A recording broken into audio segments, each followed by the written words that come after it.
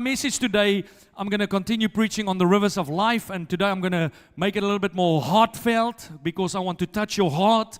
I want you to get your heart posture right, because the life of God does not flow from mental assent.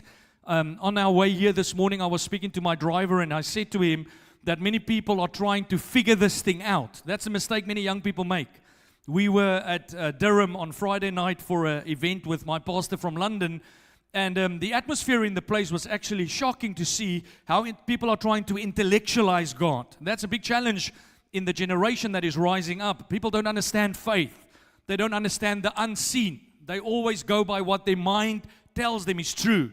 If you can't touch it, if you can't see it, it surely is not real. But Jesus came to teach something totally different. Jesus spoke about the supernatural element of life. He spoke about your heart, how you connect with God, how you get faith to work, because faith can be dormant in your life. You can sit in church every Sunday, you can say amen, you can agree with me, but that doesn't mean your faith is working. The way you know your faith is working is when you start to see the manifest promises of God coming into your life. You cannot say to me, Pastor, I'm getting closer with God, but you stay an infant. The closer you walk with God, the more your life changes, the more you transform. I love what my wife was speaking to someone this week on the phone, and she said to this individual, listen, God wants you to grow into full maturity. And maturity is not evident by how much you know. Maturity is evident by how much you produce. So how much is your life in line with Scripture? Jesus said to His disciples, come and follow me, and I will teach you to be fishers of men. And ultimately, if you study the Bible, the end of Jesus' life, He gave an instruction to believers, and He said, go and disciple others also. Now you go, Paris, you go, Teresa, you go, JJ, and you go pour into others until their life starts to produce after the kingdom. While I was worshiping this morning, it was just coming to my mind again how critical it is there in Edinburgh for the kingdom of God to take shape in your heart. The kingdom of God is not in your mind. The kingdom of God is not something tangible. It's a spiritual dimension.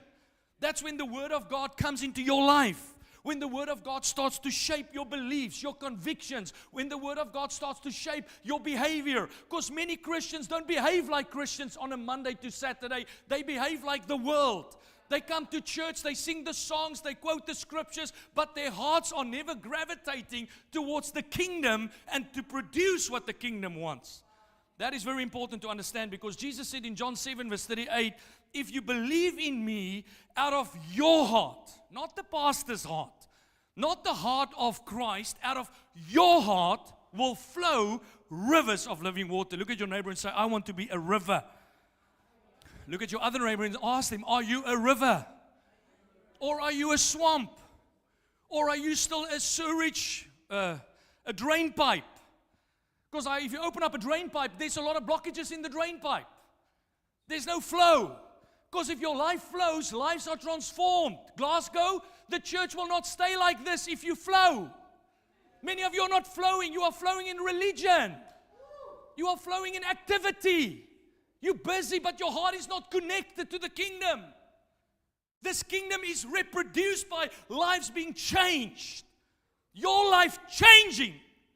Can't stay the same and tell me that Jesus is in you. It's impossible. It is impossible. And it's not good enough to go to a revival room and clap hands, but then you die the rest of the year. How does that even make sense? People go to conferences and they lose themselves, but they live like devils throughout the week. They lose themselves, they've got no joy, they've got no passion, they don't know obedience, they don't live by faith. Then you go into an environment where they hype you up and you think that is your service to God. You should have gone there to get filled so that you can go and reproduce the kingdom. Reproduce the kingdom. Save souls, make disciples, be a blessing, speak life, live by faith. Conquer the giants, conquer your emotions, conquer the setbacks, conquer the obstacles in the way. Jesus said, if a mountain stands in front of you, you have the authority to move mountains. But we don't see a lot of that. In actual fact, in Scotland, we have got many of you to get excited in church, but that excitement is not spilling into your life. Many people come to our church and they're mad at God and they stand there with their hands in their pockets. You young people that come and say all the right stuff. But when you go about your business, you have never allowed the river to flood your Sunday service banks. On Sunday, you're a certain way, and the rest of the week, you'd live like a different person. It's like you have two profiles. You have your church profile, and then you have your battle profile. Oh, Pastor, I'm going through a tough time. Well, did you not go through a tough time on Sunday morning? Why were you able to worship on Sunday? Why were you able to stand tall on Sunday? Did the battle start Monday morning? It doesn't, let's be honest. The battle is still going on now. But you've come to a place in your mind where God to you is 2 hours on a Sunday. God to you is 3 hours on a Sunday. So on Sunday morning, I want to worship Him. I want to serve Him. I want to know Him. But what about the rest of the week? Why are you not hungry for God on a Monday morning? Why is this river not flooding your banks to impact your community, your dorms, wherever God has positioned you, your corporate settings, your companies where you occupy seats? God wants to flood the banks through your life.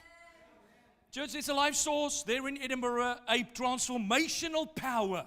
You have to get it into your life. And if you ever stay in a church, even CRC, and you don't see the power of God demonstrated, not by people falling, by transformation, then God is not present in the place.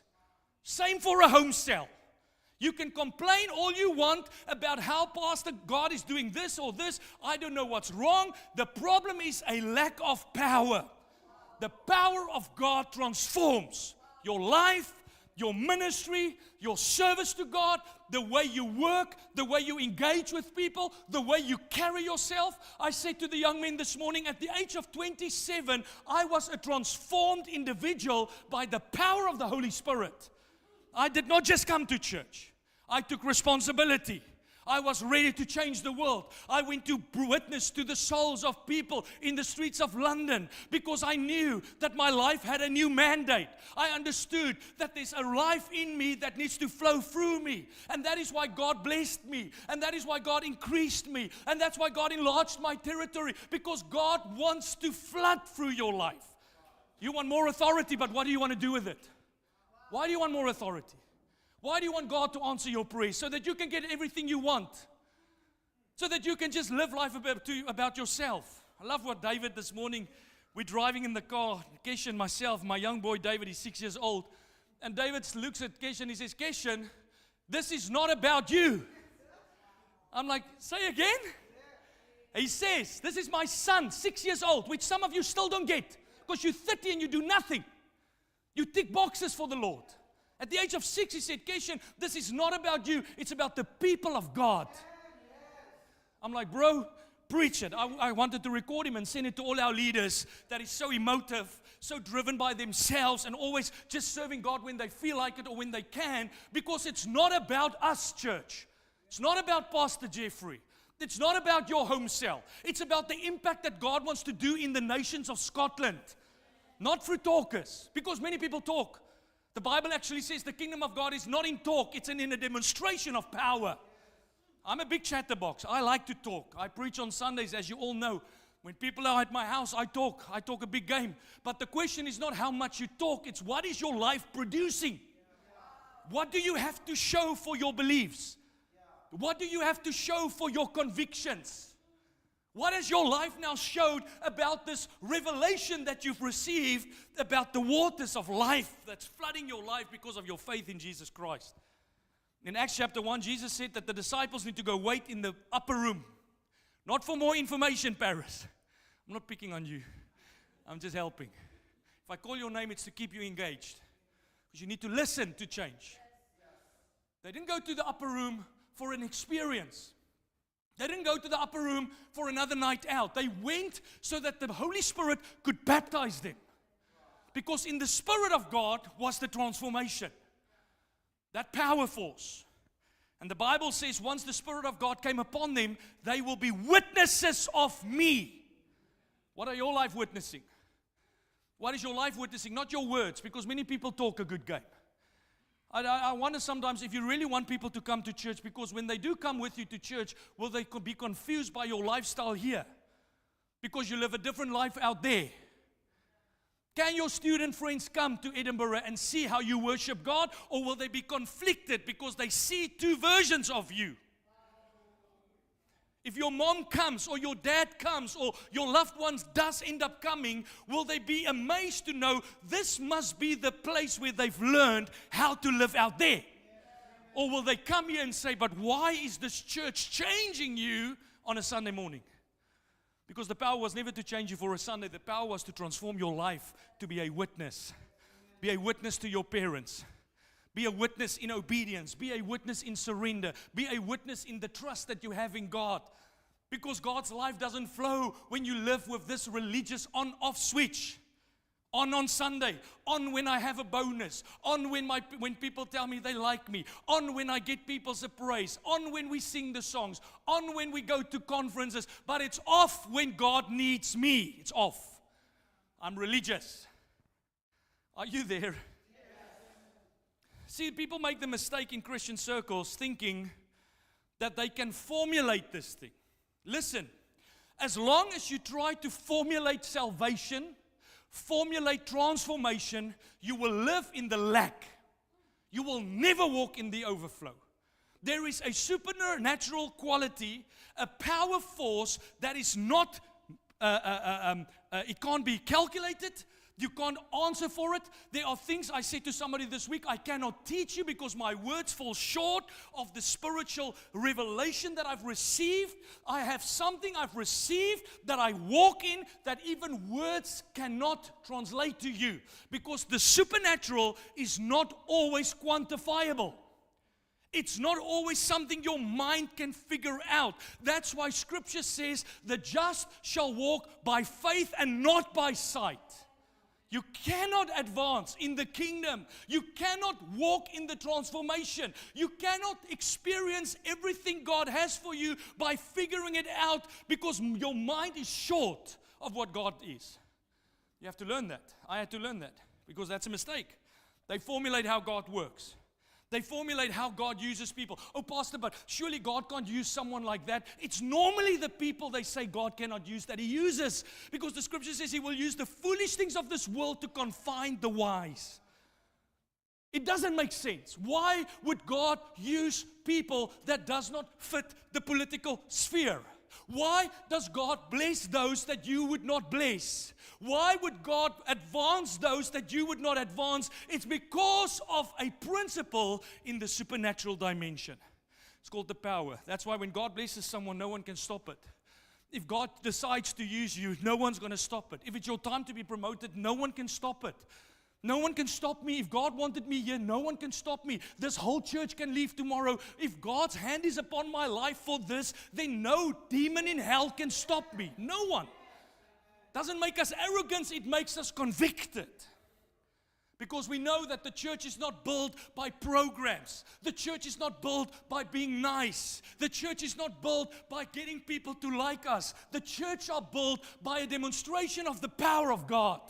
Lives to be transformed. I mean, if you study history, some of your greatest impact men in the kingdom here in Scotland were not refined men. They were rough diamonds. They were from the coal mines up north, Newcastle. Smith Wigglesworth was a plumber. These men were game changers, not because they articulated themselves in a manner that people thought was appeasing. It's because they walked in the power of the Holy Spirit. They learned how to move with God. They learned how to obey God. Because if you think your life is excelling but you can't be obedient, your life is stuck. Obedience is not something we talk about when we have time. The whole new covenant is a covenant of obedience to God. Obedience to the Father. Obedience to His Word. Obedience to the promptings of the Holy Spirit. Obedience to that what God is stirring in your life. People today don't obey. And then they say, Pastor, God's going to use me because I'm going to go to Bible seminary. You can go to Bible seminary all you want. As a matter of fact, the people of old will tell you, don't go to Bible seminary. Because when people study the Bible as an excuse, it keeps them paralyzed. But those that is hungry for God, hungry for the presence, those Peters that says, I will step out, Pastor. I don't know what it's going to look like. I don't know what's going to happen to me. I don't know what the future holds, but I do know who holds the future. I do know that God called me. I do know that God has prompted me. I'm done with making excuses. I'm done waiting for others to validate me and to give me the approval rating. God sent me. Now I go courageously in the fire and the anointing and the presence of the Holy Spirit, and I move the way God called me to move. Those are the kind of people that God will transform, and through who God will transform others. Many of you that's leaders, you're only a leader in your title. You have a title. How do I know? Because true leadership is people that advance. True leadership is people that bring transformation. I remember a few years ago I was on Facebook, and one of the ministers in America typed a message on Facebook, and he said, oh, you know, God doesn't expect all of us to grow. God doesn't expect all of us to build our churches. And he got reproved by another man of God. He said, you are a lousy excuse for a preacher. And I'm like, amen to that. Because it's lousy thinking. If Jesus came to bring about transformation, and you say, I want to follow Jesus, then why are you not transforming in His likeness? It's a spiritual thing. And I'm going to get to what I want to say today, because this is not to tell you how bad the church in Scotland is. It's to tell you how we get there. Because we're not going to change Scotland by being intelligent. We're not going to change Scotland by getting hundreds of people in the room, but none of them want to be there. We don't transform lives by getting people into home cell gatherings, and the person leading the home cell has no interest to demonstrate the power of God. There's no point. We've wasted our time. We've made it about us. We want to change this world by ensuring people come. And when they come, they need to experience the wonders of God. When they come, they walk into the power of the Holy Spirit. Transformation, like my life was transformed, was changed, radically changed. Was a young man. I was bound by my issues. Living from job to job like most people. Just going through business as usual, going to bed and sleeping till 10 in the morning, not having any purpose with my life, always tired, always run down, always doing things by the way. And then Jesus filled me with power, and my life was transformed. I phoned a young man in our church last week at 8:15. He didn't answer his call. He called me back at 9:30. I said, you live like a man that has no purpose. He said, what time did you go to bed? He said 11. I said, how do you sleep from 11 till 10 if you have a purpose with your life?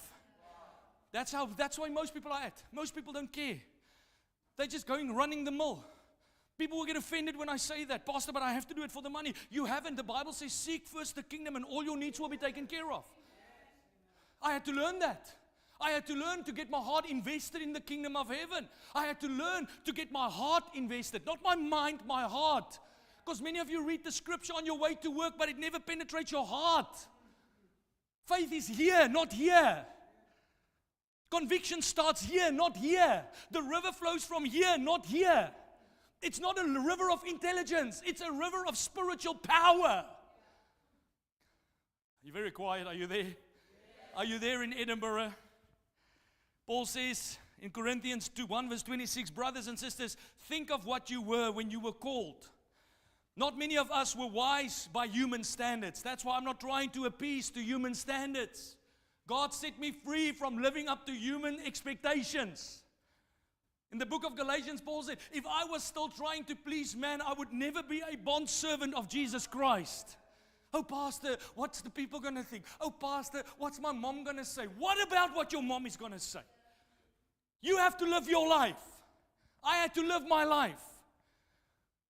Everyone wants to please man, please people in the church, please religion oftentimes, because most people in church are not on fire for God, they are just going through the motions. And I've learned, I'm not trying to please those that are just going through the motions. I am living with a sense of purpose, passion, and conviction because I want the power to demonstrate through my life. It's not about heaven or hell to me. It's about effectiveness here on the earth. I don't care about going to heaven. I'm on my way to heaven. That is a sealed deal. Jesus paid the price. But while I'm here, I'm taking as many with me as I can.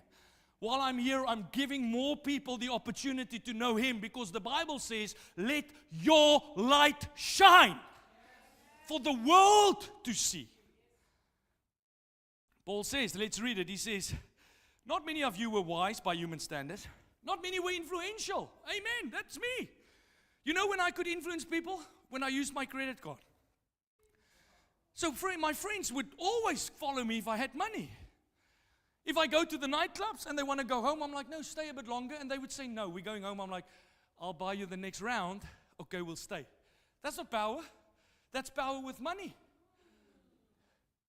So I had no influence. Like Paul said, he says, many were, we were not wise by human standards. I'm pretty sure the British thought that we were not so smart because we couldn't speak English properly.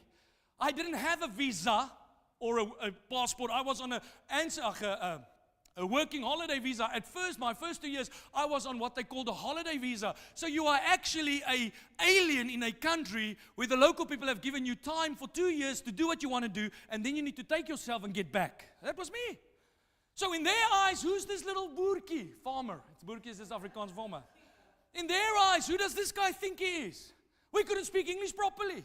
But brother, when we had the fire, the English didn't matter to us because we could pray. And when we prayed, even if you didn't understand me, God will make sure you understand Him. Yes. So we were not wise. When Pastor Tabo took over the church in London, he couldn't speak English to save his life. I couldn't even quote scriptures. I didn't understand words in the English Bible. I had to get 2 Bibles, Afrikaans and English. I had to study my Bible, Afrikaans versus English. We were not wise according to the human standards. We were not influential by human standards. But God chose the foolish things of the world to shame the wise. I have never seen a man change the world that is waiting for people's approval. Never seen them. I've not seen one of you young people make a difference because your friends like you. In actual fact, those that breaks out of that toxic mindset are the ones that God will eventually use. Oh, Pastor, I don't want to offend people. What are you talking about? Your own Jesus offended people. He offended 500 people in a day. In one day, He offended 500 men. 500 men. So you telling me you don't want to offend people? He's telling me, Pastor, I don't want to be like Jesus. I want the power like Jesus, but I don't want to operate like Jesus. What do you mean? If you're not willing to operate like the man, don't ask for the Spirit that was upon his life. By the way, the Bible didn't say we will get Jesus' mind only. The Bible says you will walk in the same Spirit as Christ. So the same Spirit that was upon Christ is now upon the church. That Spirit was zealous for the things of God. That Spirit stood against the works of Satan. That Spirit offended religion. That Spirit. Oh no, I don't want to offend people. I know. That's why you will never demonstrate the power of God. He goes on, Paul says, he says, God chose the lowly things of this world and the despised things. Oh no, I don't want to go to church. I don't want to pray. I just want to enjoy my life. But the Bible says it's the things that the world despises. Look. And the things that are not, to nullify the things that are. That no one will boast before God. You know why God uses the people that no one wants Him to use? You know why God uses the churches that no one says He can use? It's because God wants no man to boast. No man will boast. It's all about Him. His power, His authority, His presence. If that river flows through your life, even if you can't speak 2 words of English, God will still send you to an English country because the power will transform people. The power will equip you. The power will empower you. The power will flow through you. But if you act all religious, you will stay stuck in your excuses because you believe that God can only use what the world will use. When I see ads on Facebook, they sell systems to build churches, I cringe. People tell me, Pastor, let's try this to win more souls. Listen, we will try everything. But what's happening in your heart? I can give you all the flyers. I can give you all the ideas to go and reach souls for Christ. But how desperate are you to demonstrate the kingdom? Because ultimately what's in the heart of man is the thing that matters. It's the only thing that matters. It doesn't matter what we do externally.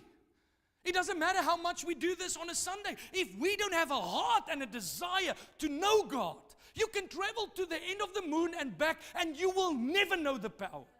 You will die devoid of the power of God. Because somewhere your heart needs to get open. Your heart needs to get hungry. Your heart needs to get desperate to know God like this, to demonstrate God like this, to experience the Bible in your life like this. That doesn't mean we don't do things. That doesn't mean we don't need ideas. But all the ideas has to come from where? Has to come from the Spirit of God. See, starting CRC Glasgow was never my idea. It was never me thinking, what more can I do to please God? What more can I do to impress people? No, God stirred me. God spoke to me. God spoke into my heart. God got me to take my first home cell when I was 23. God got me to tithe and give my offerings to the kingdom. Not so that I can make money. Not so that I can talk about how the church is abusing my money, because my heart got in love with the kingdom. A pastor didn't call me monthly to remind me that it's time to tithe. I gave my offerings to the Lord, my tithes to the Lord, because my heart was surrendered and my heart was invested into this. You know what I sometimes wonder, you young leaders that say you're a leader? If I tell you you don't have to give anymore, will you be okay with it? If I tell you just come to church when you want, how would you respond? Because I believe many are doing what they're doing because they have to. And the mistake in that is that you never grow in the Spirit. You never grow because you have to. You grow because there's a desire to know the Father. There's a desire for His presence to sit upon my life. When I speak, I want to save souls, Jesus Christ. I don't sit on the bus and complain. I sit on the bus and I cry out, use me, God Almighty. I wonder for how many of you it will be a relief if the church shuts its doors. I said to our volunteer, one of the volunteers in media this morning, leaving church should never be a relief. For some of you, it's a relief to go home. Because you become religious. You sit in the seat and you make it about them and you make it about all the things that come second. The most critical thing is what is happening in your heart. What is happening in your heart? What is God teaching you in your heart? What of your life, which part of your heart has God got total access to? Or are you sitting there resisting Him, fighting Him?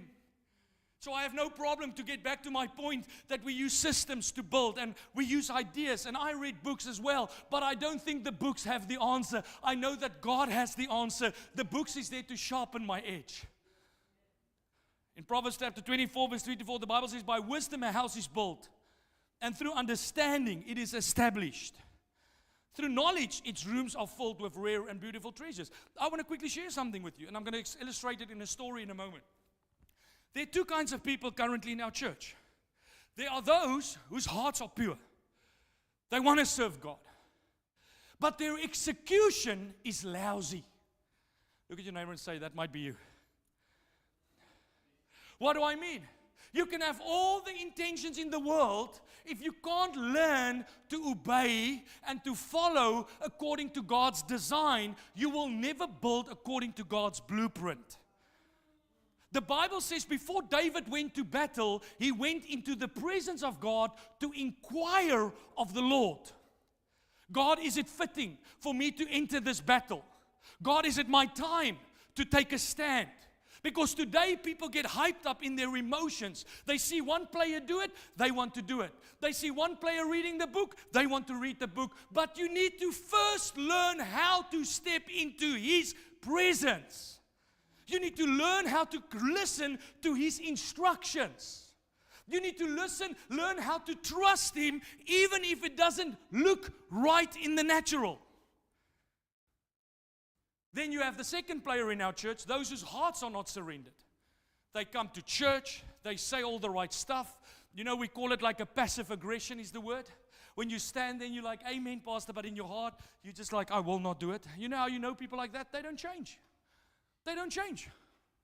Because I know what happens when people's hearts are yielded to God's presence. They change. Their lives transform. Their ministries change. Their finances change. Their careers lift off. People that stay stuck is normally the ones that walk through the door. They are like, amen. Oh, hallelujah. Glory, glory. Amen, Pastor. Oh, we love you. You're a mighty man of God. Pastor, Pastor, Pastor, Pastor, Pastor. You are like a repeating record. You say, Pastor, Pastor, Pastor. But you have zero interest to receive with humility the instruction that the pastor is giving you. It's very quiet because I know I'm talking to many of you. So you tick all the boxes. You're in church, but you're still illegal in the country. How long does it take to get you legal? I wonder what people will do one day if the police rocks up at our church. How many of our members will run for the hills? Yeah, because that's the false form of Christianity. We come broken. We come messed up. We come with that, but God restores us into fullness. But I wonder how many hearts are truly hungry to be transformed by Him. And how many just wants to be religious. Just go through the motions. We come because we have to. I'm in a team, Pastor. I have to play my part. I'm 100% sure you should play your part. And you should do an excellent job at it. But why are you not hungry to do it? Why are you not desperate for God to use you? Why are you not desperate when you come to church to find His will for your life? Why are you not desperate to find instructions for the week? Can I get one amen? I want to quickly share a story with you. It's so powerful. And I hope they're in Edinburgh. I haven't lost you yet. It's called about a cult. It's called the Cargo Cults. Anyone ever heard of the Cargo Cults? Now you have to stay with me. Powerful story. So these geezers, let's call them geezers. I've never met them, so please, I'm not judging. These geezers was in Second World War. This is a true story. Go Google this. Cargo Cults. I learned about it last night. I was in shock.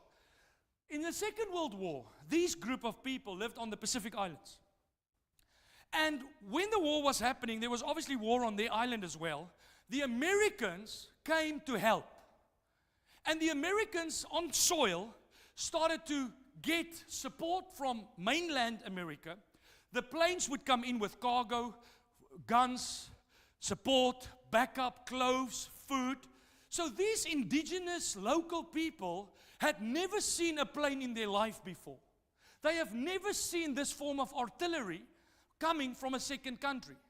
So now they're observing. They're standing there. Come here, Keshan. So Keshan is standing here, but the camera must be on both. And he's observing what this guy is bringing to the table.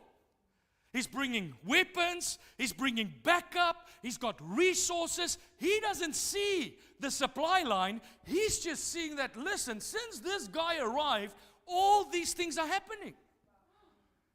So it went on for months. And then one day, the Americans left homeland, or they left the Pacific Islands, they went back to home. And what did they take with them? They took the artillery, they took the weapons, they took the food, the planes went with them.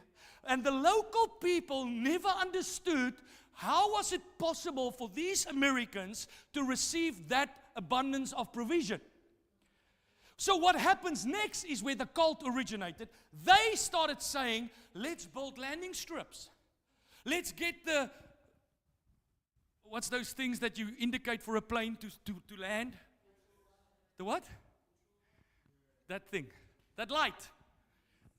They got the muffs, the ear muffs. I'm telling you factually. Factually, they still practice it till this very day. They saw the Americans had ear muffs. They saw the Americans had a landing strip. They saw the Americans put these things on their ears. And for some reason, when they start waving, there's a plane that lands. And now it's what, how many years later? Hundreds of years later, and no plane has landed. They have not received no backup came. No one has been there to help them. They're doing everything exactly like they saw the Americans do it, but it's got a total different response. That is Christianity without the power. Where you do everything that you see the pastor do. You do everything that the Bible teaches, but for some reason, there is no demonstration of provision. There is no demonstration of promotion. There is no demonstration of fruit. Not because you're bad, not because you don't do the birds, but you've never learned what these Americans knew. They knew how to get it. Does that make sense to you? Thank you, Mr. Pacific Islander. I read it last night. I was absolutely amazed at the similarities. It's called a cult for a reason, because there's behavior that never have the substance. Because that's ultimately what cults are. Cults are people behaving a certain way, but there's no substance when they show up. They can't get anything done. Because the presence of God is not a cultish thing. It's not about a religious behavioral pattern. This is not behavior modification. The Bible says that He will come and you will be a witness of the kingdom. Through your life, the nations will know that God has saved you, that God has filled you, and that the river of life is flowing from the throne room of grace and over the banks of the river. See, onlookers will look. Young people, listen to me. You will come into our church and you will see. And then you will hear, because we are intentional to teach you. We are intentional to disciple you. But at some point, you need to get the spiritual side of this. Because you will do everything we tell you to do, and you will still stay stuck. You will do everything as the Bible says, but you will never walk in the freedom. And one day you build resentment towards God, because hope deferred makes the heart sick. Many sick Christians, they are not sick because God is not God. They are sick because they've never got to know how to demonstrate the power. They've never learned to tap into the Spirit. They do the behavior. I mean, on Sunday they look up, they show the part. Our band, we've coached them. Look excellent when you come. We've coached them. Don't stand on the stage and look miserable, because then we could ask anyone to do it. But God has called you for a purpose. So now they look the part. But I wonder what's happening in your heart while you worship. See, it's one thing for me to prepare my sermon. It's a different thing for me to cry out before God and say, Lord, speak through me, and may your word be known, and may lives be transformed. And God, if you don't show up on Sunday, I don't even want to share the word. You come to home cell, you've got the TV, you've got the address, you've got the sound system, but you don't have the heart for it. People come and they leave untouched. They come and they leave unchanged. They come to your department and they leave, but they've never experienced a demonstration of power. And that's not because God doesn't want to do it. It's because you are like the indigenous South Pacificers. You've never learned how to receive from the source. It's spiritual. That's why I talked about the heart today. Because people look, oh, I can do that. You can't do it. I'm not saying you can't do what I do. I say you can't produce what I produce. It's totally different. David came to me the other day. I was so upset. If I say David, it's not King David. I don't know him. He's dead. My boy David. So I've got this chopping board at home, this big chopping board with a big axe. Huge axe. I mean, it took me years or months to master this thing, because it's not easy to axe or to chop wood. So I'm standing there and I'm chopping it. He's like, you missed it, Daddy. I'm like, David, in the kindness of manner, shush, hush. So I keep going. He's like, oh, I can do that. So I said, okay, take the axe. Now I had to take it off him because he would give it a chance and he would most likely break a leg. So I said to him, David, it looks easy. And it's for some of you, it might be easy for a moment. But to produce like Daddy produces, there's something else that has to happen. You think you can lead people, then I give you a home cell and then you blame the people. Those people that you blame were following me. They had the same attitudes then. They had the same issues then. The difference was not them. The difference is you are walking in with intelligence, not with demonstrative power. 22 years of walking with God. I'm not just tithing. I am tithing in faith. Big difference. Big difference. Many people tithe, but few have the faith to honor God with their wealth.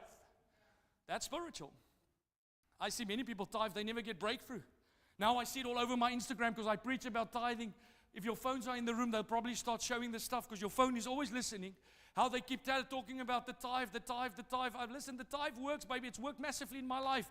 Great men of God had life-changing experiences because they honored God. But many give and they never receive. Why? Because they have a wrong heart posture.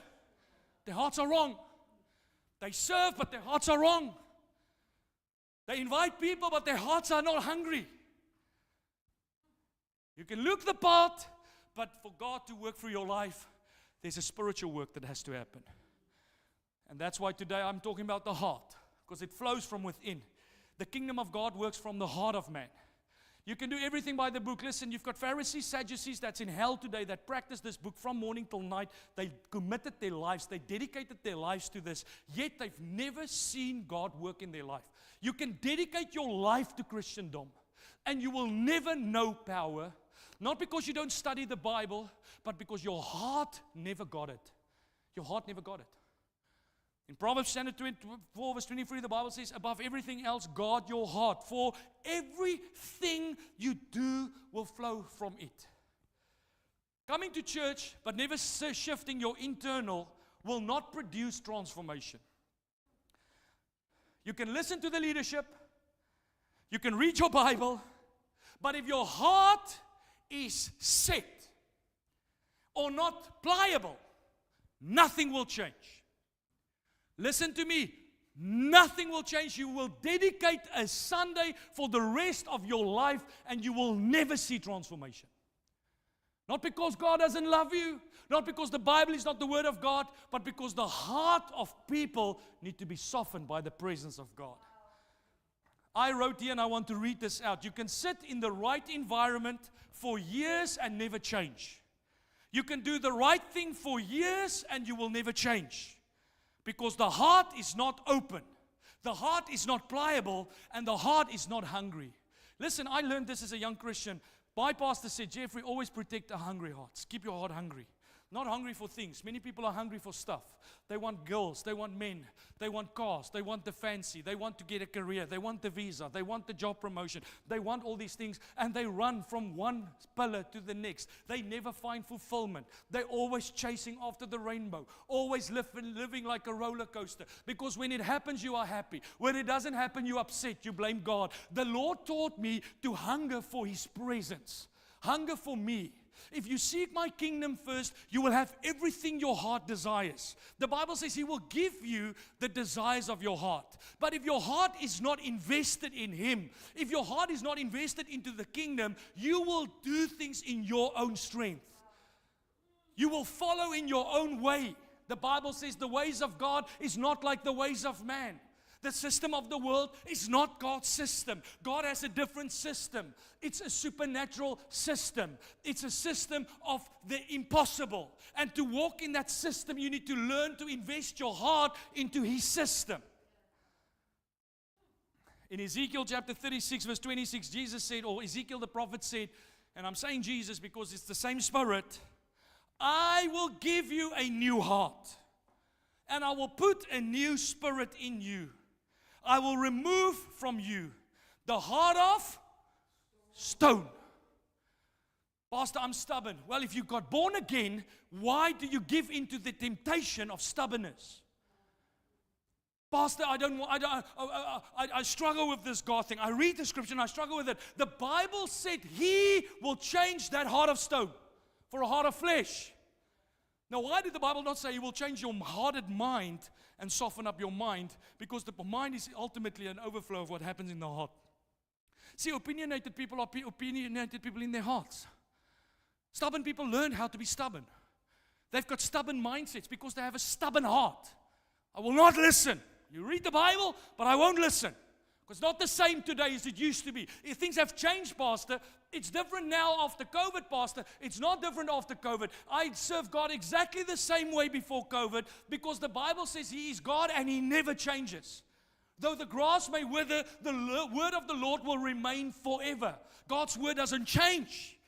God's system is a supernatural system. It doesn't shift because of generations. It doesn't change because of culture. It doesn't change because there was an election on Thursday and there's maybe a new party in power. God's system is the same yesterday, today, and forevermore. The mystery is you need to learn how to live by His system. And for that, you need a soft heart. You need a pliable heart. You need a heart that is regenerated, That's again why you have to be born again, because the Bible, listen to me, those of you that wants to get people to save Christ, if a person says yes to Jesus and his heart is not transformed, he will die in his sins. He will perish in his sins. You cannot force Christianity down their throat. You cannot tell people to serve God. There has to be an internal work. Their hearts needs to be changed by the presence of God. That is the work of salvation. There are countless of young men in church today that is not hungry for God, that love sin, they love the world, they love the things of this world, because their hearts has never been regenerated. Their hearts are hungry for things of this world, because your heart changes when Jesus touches your heart. When your heart gets saved, the appetite of your heart changes. Your pursuit for God is different. When you were religious, you looked for God on a Sunday. When your heart is regenerated, you are hungry to know Him every day of your life, every step of the way, every decision you make. You are seeking the presence of God. And I ask you today, think about it. How many young people come here and their hearts never change? Their hearts never change. They're in Edinburgh. They sit. They criticize their opinions. Now, if you have an opinion and you have the backing for your opinion, then I want to learn from your life. But most people with an opinion are those that came that way, and they will not change, because your opinion cannot change your life. The power of God doesn't flow through a stubborn heart. The power of God flows through a yielded heart, a surrendered heart. I mean, that's why I don't run to God. God is no longer, listen, if you have this mentality that God has to force you to serve Him, God will never force you to serve Him. Young men, you can treat God like that till the day you die. God will not do anything about it. It breaks His heart, but He will do nothing about it. But the heart that is filled with the Spirit, the heart that is yielded to God, the heart that was transformed by regeneration, is a heart that is pliable, a heart that is seeking, a heart that is desperate. Matthew chapter 7, seek and you will find, knock and doors will be open. God, I'm struggling. God, I'm facing a battle. God, I'm poor. God, I've lost something. But ultimately, I seek your will for my life. I want to know what it is, God, that you want to do in this moment. I'm not after the things. I'm after the presence of God. And if your heart is not like that, your heart is shifting to a place where it's going to be that stony heart again. Because that also happens. People get saved, their hearts change. I've seen it. Young people on fire for God. And then suddenly 6 months later, something's different. That's where we come in with offense and bitterness and resentment. Somebody called me last week. They said, Pastor, so-and-so is leaving the church because they feel hurt by people. I'm saying, if you leave a church because you were hurt by people, you have a heart problem. Because I never came to the church for the people. I came for the presence of God. What ultimatum is this? So you're telling God, God, I will serve you as long as nobody hurts me. God, I will serve you if everything goes my way. What if Jesus did that to the cross? Where would He have been? Jesus was totally yielded to the Father's will. Was in the presence. And that's why I believe Jesus was spending so much time with God, because He knew the assignment is too hard for me to do it in the flesh. This is a God thing. We sit with masses of young people that do not have intimacy with God. They have no intimacy with God. Keshan asked me last Sunday, it was a great question. If you ask these kind of questions, you are intelligent. If you ask me, Pastor, why am I hurting? You need to change your mindset. Because the Bible says He suffered, so you will also suffer. The Bible says that. He asked me, he said, Pastor, how do I know the presence of God? How do I get more acquainted with the presence of God? If I go to work, I don't just want to think about God when I'm at work or at church. I don't just want to think about God when I need something. I want my life to be yielded to the presence of God. I said, that's a good question. That's a great question. Because ultimately you are hungry for Him more than you are hungry for success. More than you are hungry to do what you want. A soft heart, say soft heart, is a regenerated heart. Listen, when I got saved, I was a rebel. I was a rebel. I would sit on the train like many of you. Some of you look like this in church. Like this. With my cap on. Like the meanie, you know, when you sit there like, I'll show them. When people were doing things on the train, I was always fighting for my own wickets. Ruthless with my lips. Can't care about anyone. Can't care. Angry at the world. Angry at everyone. Blaming everybody for my problems.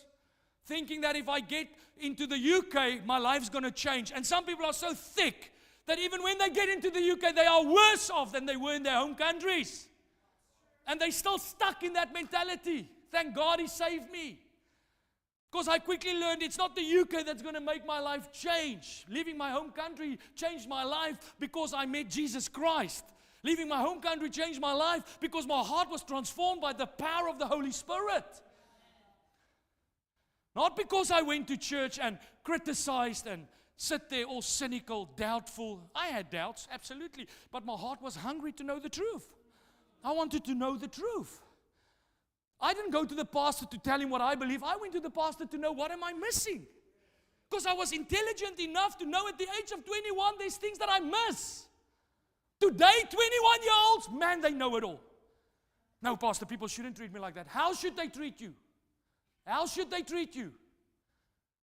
You've lived half of your life and you want to talk about what should have, could have, and should have not. What you should be doing is saying, Pastor, teach me how to navigate this pain. Teach me how to overcome the lie and deceit. Pastor, I'm filled with doubt. Give me the wisdom, the keys to overcome these doubts. But many times the heart is too hardened. No, but Pastor, I'm not coming back to church. Why not? Because it's not working. It's not working for you. Because like the Pacific Islanders, you do the part, but you've never known the source. You have never spent time to develop yourself with the source. That's where substance comes from. Substance is not in what we do, it's in what happens when we do it. When I ask David to do something, he will do it. He will take much longer than myself, i.e., he might spend more time on it. He might exercise more strength, more energy from his point of view. Daddy will do it in 5 minutes. Why? Because of the substance that I carry as his father. You go into the gym, you try to lift the heavy weights, you see the person from the side, you're like, how difficult can that be? He makes it look easy. Then you go with your new All-Stars, you bought the new cap, you've got the jacket, you've pumped your muscles in front of the mirror, Austin. And then you walk and you lift and it will not lift. Why? Not because you haven't showed up, not because you haven't tried, because of substance. Substance. Spiritual substance are not found in by what you do. It is in your growth in the kingdom. Learning how faith works. Learning how to obey God even if it's painful. Even if it feels like it's not going to work. Learning how to yield to God's presence when all your friends tell you no. You know that God said yes. So I yield to Him. That's where substance comes from. That's how people grow substance. A hardened, self-seeking, bitter, opinionated, stubborn heart will always reject the truth. You are not rejecting truth because you didn't know it. You are rejecting truth because there's a voice in you that says, I don't believe this. And I agree with you. You don't believe it. That's why it's not working for you. But the minute you start believing truth, truth will start to have its way in your life. That's where Jesus said, John chapter 8, if the Son sets you free, you will be free. Pastor, this Christianity thing doesn't work. It works beautifully to those that will believe. If you believe, rivers will flow. If you believe, great things can happen. If you believe, God will raise you up. If you believe, God will move mountains. If you believe, you will obey. If you believe, you will follow. If you believe, you will surrender. If you believe, you will yield. If you believe, you will lay your doubts down, because belief overcomes the doubts. Belief overcomes that stubbornness. Belief overcomes that fear of what might happen, because God is on my side. God is faithful. I'm not stepping out to improve or to impress. I'm stepping out to surrender and to obey. Big challenge, church. You're in Glasgow. Massive challenge. Many of you people. You do all the stuff we do, but you don't have the heart. You don't want to do it. You don't want to do it. And when you do it, you do it your way instead of asking God, God, how do you want me to do it? God, what's the purpose with my life? Why call me to sit on a Sunday morning behind a desk? For what purpose? Instead of just doing it. I can't believe they asked me to do this. No one asked you to do it. We are teaching you how to serve in this environment because we've seen what this environment produces when God's Spirit.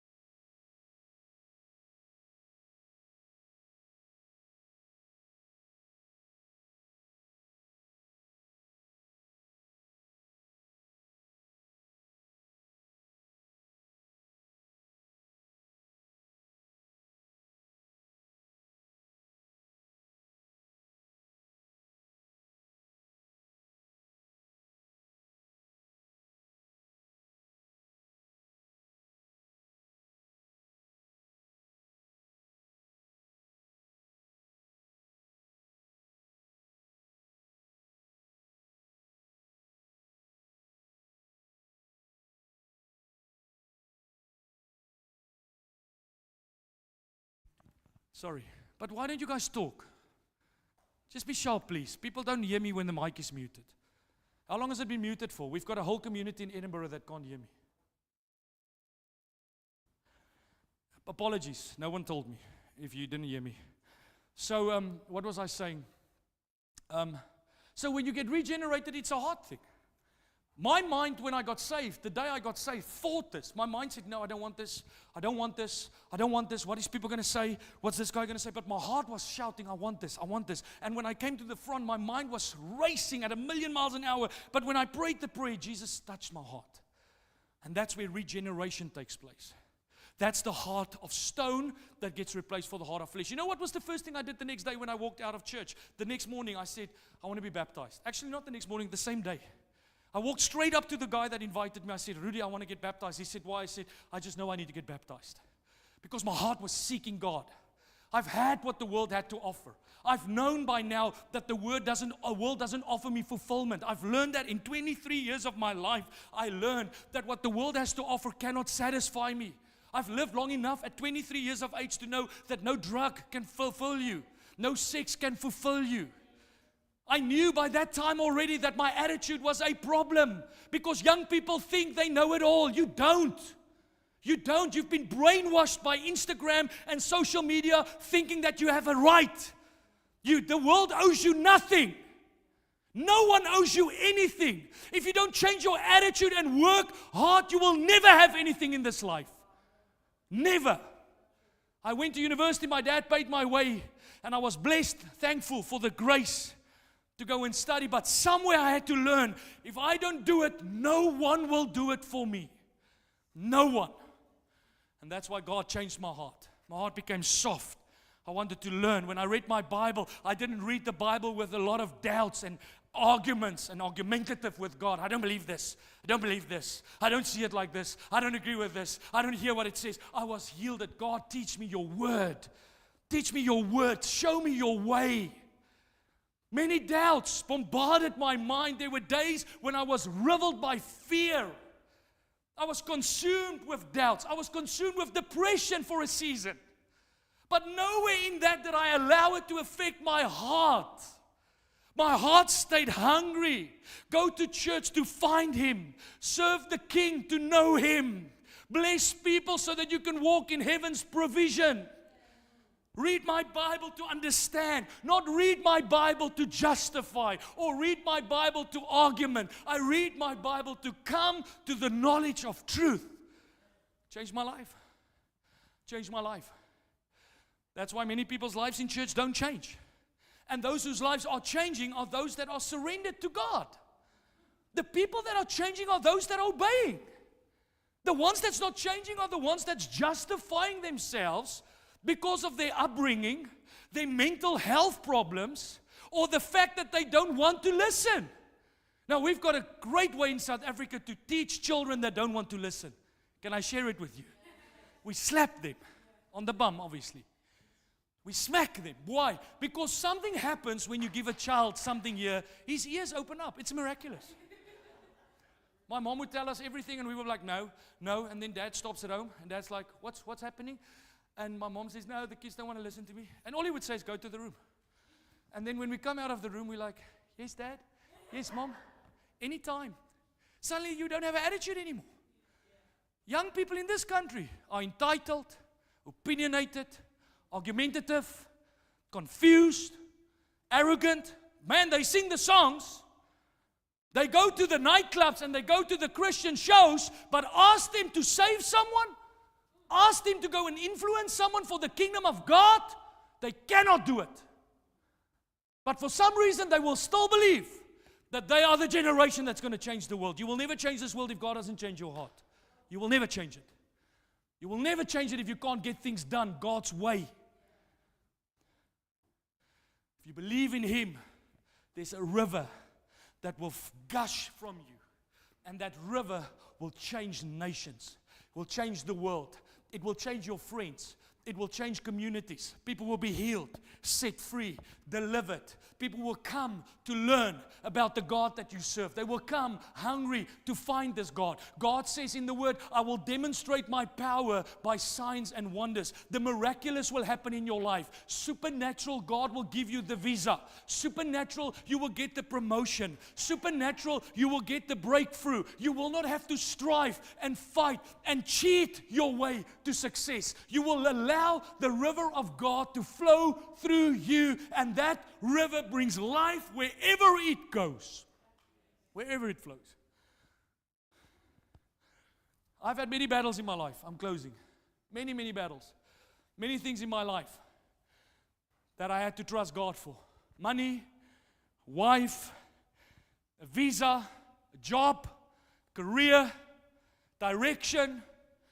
Many things that that I was not in a comfort setting. My life was not good. I was sharing with people, and I knew that God did not create me to shack up in a tent all my life. God called me to grow in this life. I'm not going to die the way I started. I started there, but I am walking with God and increasing with God. And everything God did in my life came out of my surrender to Him, obedience to Him. You know, I spoke to somebody this morning. There's a young man in London that I know, 33 years of age, that in 4 years built a multi-million-dollar company because he had a word from God and a conviction to make his business about the kingdom. Can I ask you, don't look around, look at me. Can I ask you, how much of your heart is invested to build God's kingdom? If God blesses you, where will the money go? If God gives you that influence, who will benefit from it? That's what everyone says. Everyone say that. But what is your life saying? My Bible says if you've not been faithful with the little, God will not entrust the more with you. It's easy to say God. It's easy to say I worship God. It's easy to say I love God. But the Bible says you will know them by their fruit. Look at the fruit of your life. I challenge you today, get your heart with God. Don't serve God with a religious sentiment. Don't be caught up in mechanisms. Don't stand in church singing with your mind, but your heart is not interested to be intimate with Him. God, I want to know you. When I pray because I'm seeking you. I want to know you, God. I spend time with God, not just in church, outside of church. I spend time with God. I make time for God. I make time to read my Bible. I make time to grow in prayer. Why? Because I want to know you. The heart. Out of your heart will flow rivers of living water. Amen. Let's close our eyes. If I can pray for you today, anybody in this room that wants to make a decision to give their lives to Jesus Christ, they're in Edinburgh, or maybe you've come to church here in CRC, because people think CRC is the ticket to heaven. It's not the ticket to heaven. Our church is just a church that's teaching people the Word of God. No church is getting saved. There's not a race that's getting saved. There's not a gender that's getting saved. It is individuals that believes in the Lord. Has God saved your heart? Has your heart been regenerated by the power of the Holy Spirit? Or are you still living your life going through religious sentiment? Just ticking boxes. Maybe because you are young, you still have hope that it's going to look different. But I tell you today, I've lived my life for 45 years. You don't change because you go to church. You change because of what happens when you are in church. You don't change because you read your Bible. You change because of what happens when you read your Bible. Many people do the do's, but they don't have the desire. And maybe you sit here today. I'm not judging you. I'm not condemning you. This word is not to tell you how bad thou art. I want to provoke you. I want to challenge your thoughts. I want to challenge you to understand that your life is short. It's too important to God that you waste away following religious lies that's been taught all your life. Sitting in church and never experiencing the power of God. Never experiencing the hand of God upon your life. God wants to save you. He wants to be your God. The Bible says He's Elohim. He's Jehovah Rapha, Jehovah Jireh. He's the healer. He's the provider. Jehovah Nissi. He's your peace. God wants to be your peace. God wants to be your provider. God wants to be your healer. God wants you to live a life righteous for Him. A life in obedience to Him. A life in total surrender to Him. Not consumed by the fear of mammon and money. Not consumed by building a legacy in the carnal. Not trying to make more friends. Not trying to fit into culture. But ultimately hungering and thirsting for the well of life. Desperate to know Him. Desperate to serve Him. Desperate to be used by Him. It's nothing more powerful than the hand of God to rest upon your life. People might not understand, but you will, because God will fill you from the inside out. Don't just go through the motions. Don't just say the right thing. Let God transform your heart. Be transformed, regenerated by the power of the Holy Spirit. May God's power be evident in your life. May God's power flow through your life. Be filled by His presence. Be filled by the Holy Spirit. May you not just be a clinging cymbal. May you not just be a good talker, but may God demonstrate His life through you, His power. These signs will follow me, will follow them that believe in my name. They will cast out demons. They will step on the head of serpents. They will do signs and wonders on the earth. They will make disciples. They will raise up the armies of God. I'm paraphrasing, obviously. Not stay bound, not stay conflicted, not stay limited, pacified, consumed, depressed, stuck, frustrated. No, God says, I will break them out. Let my river flood them. Let my river flow. From your heart, let this river flow. From your heart, let this river get a hold of your life.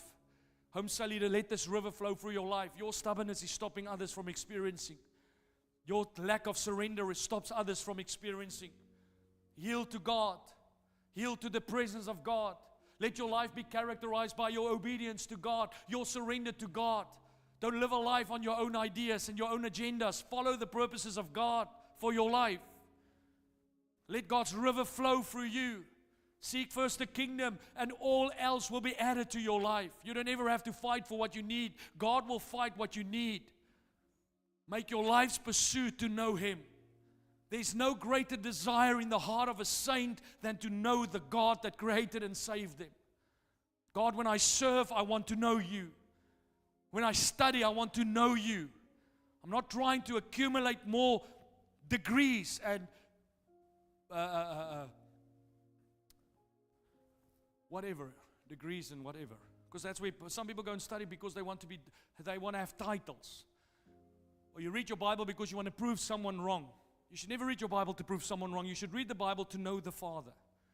I want to know You, God. I lay my life down to know You. I surrender my heart because I want to know You. I'm not in church because I have to. Maybe you came a few weeks like that, but somewhere your heart changed. Your heart changed. You got hungry. You got desperate for Him. Desperate to know Him. Desperate to understand the ways of the kingdom. We bless You, Lord. Pray that You will touch hearts in this place. Every heart. Regenerate us, Lord. Those that are not saved, I pray for regenerated hearts. Save them. Pray for the veil to fall off people's minds. Where people are lying to themselves. Where culture has bombarded us with a lie that we don't need God. We don't need this truth. It's man's opinion. It's man-made religion. I pray in the name of Jesus that those lies will come to no avail. Those barriers will be broken in the name of Jesus. You are God. And today we stand because You are God. We believe because You are God. And we pray this in Jesus' name. If there's anyone I can pray for, I want you to slip your hand up. There in Edinburgh, slip up your hand. Don't be shy. Say, Pastor, I know God's speaking to me today. Stop staying stuck in that boat. Stop arguing yourself out of this. Stop justifying your behavior today and saying, God, I don't need God. My life is okay. Well, if your life is so okay, then why are you still seeking? Why is there still a seek? Why is there still a pursuit? If you are so fulfilled with your life, then why are you on this endless pursuit for more? There's a vacuum, a cavity in your heart. And that only God's presence can fill. You will never find fulfillment in the things in this world. Never. You will search and you will never find. You will seek and you will never find. But if you seek for Him, you will be filled. If you ask after Him, He will fill your life. He will use your life and He will touch your life. His presence will touch you. His presence will transform you. His presence will shift you. All you have to do is surrender yourself to Him. If I can pray with you, put your hand up high. You might have been in church for a long time. And today God is touching you. God wants to save your life. You don't want to stay bound by your religion. Maybe you came from your home country, but you've never known God. Sat with a man this week that said, Pastor, this is the best thing that could have happened to me. I came to the UK looking for a job, but I found Jesus. He saved me. Sat in church all my life, never had a transformed heart. Sat in church all my life and I never heard the voice of God till I came one Sunday and I said, Jesus, save me. Because when Jesus saves you, Christianity becomes everything. It's not something we do. We have a transformation. There in Edinburgh, I haven't seen any hands go up. I'm watching on the screen. Put your hand up high. Today, maybe God is calling you back. You've run away. You've left the presence of God. You've stopped running after God. You go to church, but your heart is disengaged. Your heart is distant. You feel like God is not important anymore. Now, religion has got your mind, and your heart is cold. Your heart is hard. And today, God's calling you home, and He's saying, come back to me. I want to touch your life again. I want to soften your heart up. I want to fill you up with my presence. If I can pray with you, slip your hand up. Don't be shy. There in Edinburgh, slip your hand up. Don't be shy. Father, we thank You for today. We pray for hearts to be transformed by the power of the Holy Spirit. Your kingdom come and Your will be done. Let it be here in Glasgow. as it is in heaven. For our city, our nation. Pray for hearts to come in, lives to come in, minds to come in. May we not be taken captive by the deceit and the culture, but may our hearts be transformed in your likeness. Jesus, the name of Jesus. Change every one of us, we pray. May you be exalted in our lives. May your kingdom come. God, that is our prayer, that your kingdom will come. Your will be done. And we will surrender and follow you in your way, not our way, not our will, not how we believe you should do it. Have your way, we pray, in Jesus' name. Amen. Amen, amen, and amen. Come on, let's stand to our feet and give the Lord a hand of praise. Everybody just stand up, please. Thank you. There in Edinburgh, if you can rise to your feet. We would love to pray with you. There's a moment to pray. We do this every Sunday to give you an opportunity, because we believe that God wants to save your life. Maybe you don't know God. Maybe you've, at some point of your life, walked with God. Maybe you've been to church before, but you've never understood God like this. You've never experienced the power of God. You've never had your heart touched by His presence. And today God wants to touch your life. Here in Glasgow, God wants to touch your life. I'm not asking you if you have a perfect church attendance. I'm asking you, is God real to you? Is Jesus the Lord of your life? Have you made your heart His? Are you hungry for Him? Are you desperate for Him? Forget about all the stuff you do. The Bible says there's no righteous works that's fit enough for God. So it doesn't matter what we do. We can do everything right. My son can clean his room. He can do everything. But if he's doing it because he's hiding the weed in the closet, I'm going to have a problem with that. He can say everything right, but I feel his heart. You can say everything right, but God knows your heart. The Bible says God looks at the heart. God looked at David's heart, and David's heart was hungry for Him. David's heart was desperate for Him. With his failings, we all have our issues, but our hearts are never the issue. If your heart is the issue, your life will produce issues. Your heart should never be the issue. You might have issues with your beliefs, your doubts. You might have battles that you're fighting as a couple, a spouse, with your wife, your husband. You might have issues with money, but you should never have an issue with your heart. Your heart should be with Him, open to Him, hungry for Him, surrendered to Him, and then you will walk in a demonstration of power. Through your life, people will be blessed. Through your life, whether you have money or not. Peter didn't have money. Peter said, I don't have money, but what I do have, I'll give you. So many people are so lousy, they can only give people money. God wants to teach the church to give much more than money. We don't give you money. We don't have money. I don't maybe have a place for you to stay. But what I do have, I can give you. Stand up and walk. Receive God's life. The power of the Holy Spirit. That's what Peter did. He set that man free. Because most people get stuck because they don't have money. Or they get stuck because they don't have the knowledge. Peter said, I do have this. Don't have everything. Don't have the knowledge. Don't have the mic. But what I do have, I'll give you. Come, let me give it to you. Never let your heart be the issue. There in Edinburgh, never let your heart become an issue. Because if your heart is an issue, your life will become full of issues. Everything will become an issue. And you will keep thinking it's other people. It's because of them. It's because of this. It's not because of this. It's because your heart is not paying attention. Your heart should pay attention. Don't be like the indigenous people in South Pacific that does everything, but their hearts are not paying attention. Let your heart pay attention. My eyes are set on the heavens. I look to the heavens. You are God. I worship you. My life here is dedicated to you. My service here is dedicated to you. My leadership is dedicated to you. Lead me, guide me. Enlarge the tent of my dwelling is what they prayed. Jabez said, God, enlarge my tent. Abram said, bless me so that I can be a blessing. A heart that was hungry for God. Not for religion. Go read how many times Abram prayed for stuff. He didn't pray for stuff. He said, I want you, God. I want you. I want to know you. You know how many young people come to me and they ask me, and we're going to pray in a moment, Edinburgh, just stay with me. They come to me and they ask me, Pastor, how do I do this? How do I do this? I'm like, why do you never ask, Pastor, how do I draw near to God? Why do you never ask, Pastor, why do I not see the hand of God upon my life? Why do you never ask me, Pastor, how do I know the Holy Spirit intimately?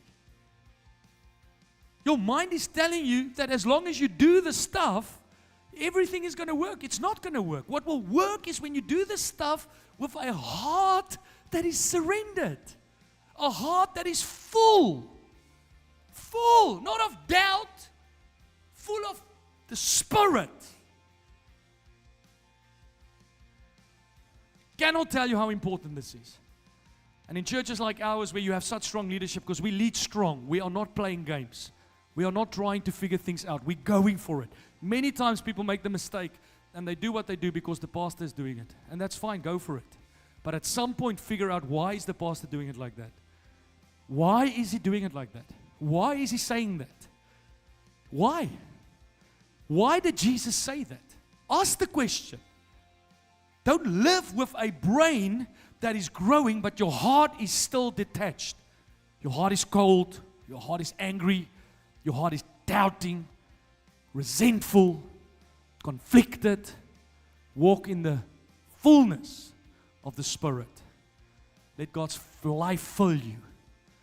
And the only way you know, there is no other way to know, because there's times in my life where things don't go the way I want, when things don't look great, and I'm like, Lord, I don't even know if you're with me. The Bible says, wisdom is known by its children. If you go into battle and you lose time after time after time, you might have the right battle clothes, you might have the right weapons, but it's time to go and inquire of the Lord. Go listen to God, because David didn't go into battle with Saul's armor. Saul gave him his armor. It's like me telling Holly, here's my armor, do what I do, and she puts it on. David said, listen, thank you, but I need to fight this battle myself. I need to figure this out myself. I need to know God for myself. I can't just come to church and never know God for myself. I can't always just tick the box. At some point, Pastor, I want God to use me here. I want to change the world here. I want to change the lives of people. You don't have to tell me, Pastor, to go and save the world. God is working in my heart. That's what happened to me. And when that happens to you, you don't run away from church, because now some of you want to go do your own thing. Because many people don't understand the kingdom. I stayed in CRC for 22 years of my life. As a young man, your age, I got the revelation, I got hungry, and I started to build a home cell. And I started to save souls. And I started to make a difference. And for all my frustrations, my heart stepped beating. Jesus, I want to know you. Jesus, I want to know you. Jesus, I want to know you. Pastor, I want to see you. And when I sat with the pastor, I didn't tell him, hey, Pastor, listen, by the way, you should do it like this, do it like this. What do you know? You're 21. With all due respect, I'm sorry. I'm not going to give you that time of day. I don't know what planet you're on, because nowhere in the world will people listen to you, because you've never done anything. Now you come to church and you want to tell everyone how to do it. First, get a job, be successful at your job, then you will have a voice. How can you tell me how to parent my son if you are still 21 and you've never raised children? Now you want to tell me how to run the church and you've never made yourself successful in this arena. Best advice, come with a heart to learn. Not to learn what I do, to learn why I do it like that. Learn the spirit behind what I do. Learn the spirit behind what we teach. Jesus said, to you it is known to know, it's to you it is given to know the mysteries of the kingdom. It's mysterious. It's bizarre how God works. But you can know it. So if you want to learn the mysteries. Don't come to justify. Don't come to push back. Don't come with questions all the time. Don't serve every Sunday as an usher, because I see how many of you show up every Sunday, and I commend you for it. But if you show up every Sunday after 6 months, you should be a transformed person. You should be transformed. Because that's why I served on Sundays. I got transformed. And out of that, God led me to new things. But doing it, for the sake of doing it, you've confused the church for a charity. It's not a charity. It's the house of the living God. Amen. Amen. If I can pray with you.